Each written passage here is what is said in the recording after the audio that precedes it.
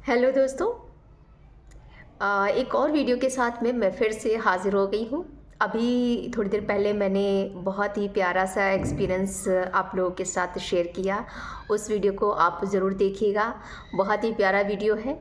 और अभी मैं जो वीडियो लेकर आई हूँ वो है कि 2023 और जो आने वाला साल यानी 2024 के बारे में है। तो 2023 को अगर हम पूरा देखें, एनालिसिस करें, तो 2023 था ट्रांसफॉर्मेशन का ईयर, स्पिरिचुअलिटी का ईयर, डिटैचमेंट का ईयर। डिटैचमेंट यानी उन चीज़ों से डिटैचमेंट जो आपको बहुत ही ज़्यादा प्यारी थी, उन चीज़ों से आपको डिटैच किया गया, उन चीज़ों से आपको हटा करके आपकी जो अंदर की जितनी भी परेशानियां थी, जितने भी ट्रिगर पॉइंट थे, उनको सरफेस पे लाया गया। क्योंकि केतु क्या करता है, केतु हमारे अंदर की जो पास्ट लाइफ की जो चीज़ें हैं उनको भी सामने लेकर आता है, और साथ ही साथ जो हमारे अंदर इनर कॉन्फ्लिक्ट होता है उसको भी सरफेस पे लेकर आता है। और 5 नंबर होता है ट्रांसफॉर्मेशन का, यानी टावर मोमेंट आते रहेंगे और आपका ट्रांसफॉर्मेशन होता रहेगा। और 2 नंबर होता है मून का, यानी बैलेंस का। तो बैलेंस कब आता है? ट्रांसफॉर्मेशन और उन चीज़ों से डिटैचमेंट जो हमारी बहुत तगड़ी डिज़ायर रही होती हैं, उन चीज़ों से डिटैच किया जाता है ताकि आप अपने आप को बैलेंस कर सकें। तो 2023 डिटैचमेंट, ट्रांसफॉर्मेशन और बैलेंसिंग का था। अब जो डीएफ की आने वाले टाइम में जिन भी डीएफ का डिटैचमेंट भी हुआ, ट्रांसफॉर्मेशन भी हुआ और बैलेंसिंग भी हुई, उनके लिए अबंडेंस, ढेर सारी अबंडेंस आने वाली है। यानी कि 2024 जो है वो नंबर है डिज़ायर का, फिर से उसी डिज़ायर में जीने का। लेकिन यहाँ पर यह है कि आपने डिटैचमेंट सीख लिया है, आपको मोह में ग्रसित नहीं होना है, आपको अबंडेंस एक्सेप्ट करनी है लेकिन उसमें लिप्त नहीं होना है। स्पिरिचुअलिटी हमें क्या सिखाती है कि हम वर्ल्ड में रह करके भी वर्ल्ड की चीज़ों में इतने ज़्यादा ना मतलब घुस जाएं, इंडल्ज हो जाएं कि हम अपने उद्देश्यों को भूल जाएं। अगर हम अपने उद्देश्यों को भूलते नहीं हैं, अपने उद्देश्यों पर काम करते हुए, अपने आप पर इनर वर्क करते हुए और साथ ही साथ डिटैचमेंट में रहते हुए डिज़ायर को हम फुलफ़िल करते हैं, तो वो हमारे लिए बैलेंसिंग का काम करता है।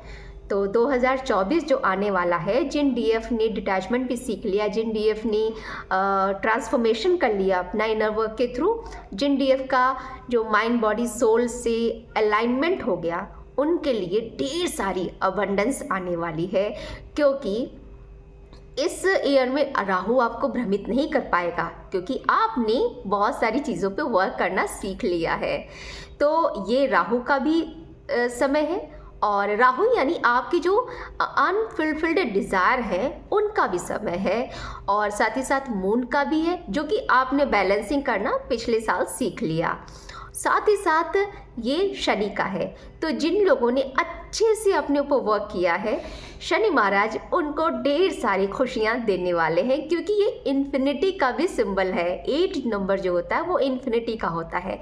तो जिन जिन लोगों ने ये सारी चीज़ें अच्छे से अपने ऊपर वर्क की हैं 2023 में, उनके लिए ढेर सारी खुशियाँ जो हैं इस साल यानी आने वाले साल में मिलने वाली हैं।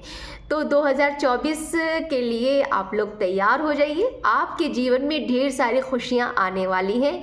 और जिन लोगों ने ट्रांसफॉर्मेशन नहीं किया है और अभी भी इनर वर्क कर रहे हैं, तो उनके लिए अभी उनकी कर्मा के हिसाब से जो जैसे भी उनके कर्म होंगे उसके हिसाब से उनको रिजल्ट शनि महाराज देने वाले हैं।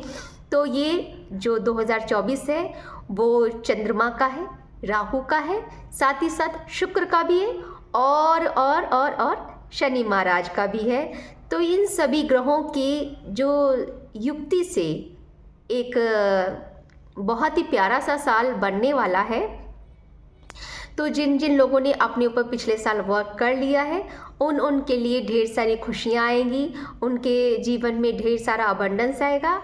और जिन लोगों ने अपने जीवन में कुछ भी नहीं किया है और ना ही इनर वर्क किया है, ना ही ट्रांसफॉर्मेशन लेकर आए हैं और उन्होंने गलत क्रियाओं में अपने आप को इंडल्ज रखा, तो उनके लिए ढेर सारा कर्मा भी फेस करना पड़ सकता है। तो जिन लोगों ने पास्ट में यानी 2023 में बहुत अच्छा काम किया, तो उनके लिए इन्फिनिटी यानी कि अबंडेंस आने वाली है। और जिन लोगों ने बुरा किया है या कुछ अच्छा नहीं किया है या अपने ऊपर वर्क सही तरीके से नहीं किया, उनको 8 नंबर यानी शनि महाराज का नंबर है, तो उनको कर्मा भी फेस करना पड़ सकता है। तो ये मिला जुला साल रहेगा लोगों के अपने अपने कर्मों के हिसाब से।